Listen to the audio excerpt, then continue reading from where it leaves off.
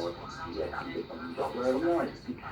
睇翻啊，即係如果你話計十8月呢個 GDP 嘅數據嘅時候，今年即係頭8個月每個月平均嘅核心 PCE 咧，就其實係2.78%嘅。咁啊，比起2024年呢個核心嘅 PCE 頭8個月每個月嘅平均2.83咧，就係細啦。咁所以即係就真係唔需要話擔心聯儲局會已經即係會驚呢個通脹會重臨嗰樣事情嘅時候啦，咁就對嗰個利率咧就應該都會係輕手㗎啦。咁所以